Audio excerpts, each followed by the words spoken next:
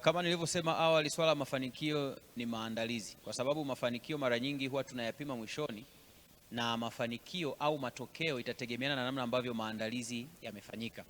Sasa ukirudi kwenye maandalizi, ili mtu aseme amefanikiwa, lazima tuangalie kwanza maandalizi aliyokuwa ameyafanya juu ya jambo fulani ambalo analitarajia yakoje. Kwa hiyo kama maandalizi yamefanyika vizuri, ni kama unapopanda mbegu. Ukipanda mbegu ukaiweka kwenye udongo ambao ni mzuri, mwisho wa siku hata matokeo unayoyatarajia ni matokeo chanya. Lakini pia haikamiliki tu kwamba umeweka mbegu, lakini pia na kufuatilia, kwa maana kwamba kuna hatua ambazo mtu anatakiwa azifanye. Unapopanda mbegu lazima umwagilie, lazima uweke mbolea. Kwa hivi vitu ni vichocheo vya kuhakikisha kwamba ni hatua ambazo mtu anazifanya zinazompelekea aonekane kwamba jambo lake analifanyia kazi kwa hatua ili kufika matarajio ambayo ameweza kuyatarajia.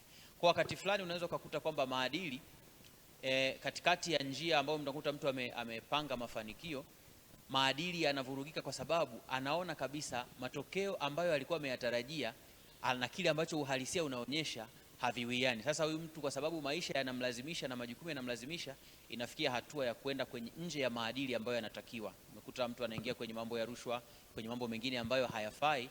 Mwisho wa siku sasa kichwa kinapokuwa kimevurugika kwa namna hii, kwa maana ya kwamba msongo wa mawazo, hatimaye hawezi kufanya jambo lolote. Ili usifikie kwenye hatua za kuvurugika na maisha, ili mtu afanye kitu ambacho tunaita shortcuts, yani apite njia ya mkato, ni maandalizi yake yakoje.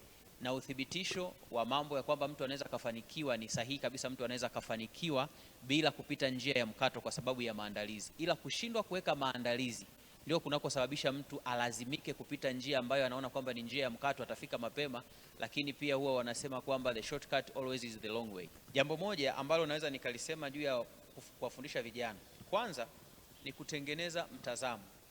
Unajua mafanikio ya kila jambo kwenye rasilimali ambazo tumepewa, kati ya zile rasilimali 4 ambazo tumepewa, akili kwa maana kwamba fikra, lakini muda, uwezo binafsi kwa maana zile talents ambazo mtu anakuwa nazo, lakini pia umiliki wa mali, labda kwenye ardhi au unakuta baharini, kwenye mazao yanayotokana na hapo.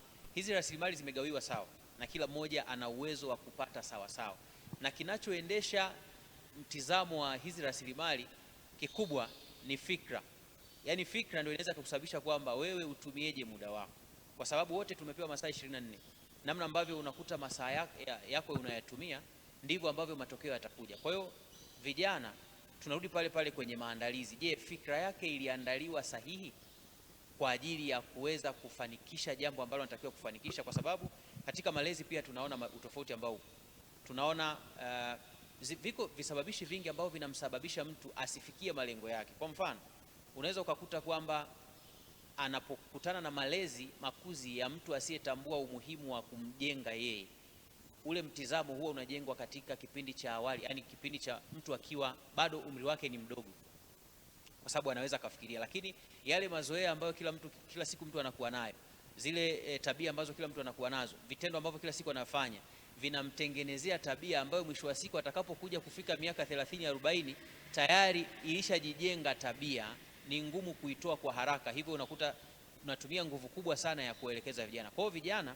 tunawaelekeza, kama ameshafikia hatua ya kuanza maisha na majukumu, inabidi kuangalia kwanza fikra yake inawaza nini, kuondoa kwanza fikra hasi ambayo amekuwa nayo. Malalamiko, mara nyingi imekuwa tukilalamikia wazazi wetu kwamba hawakutuandalia maisha vizuri.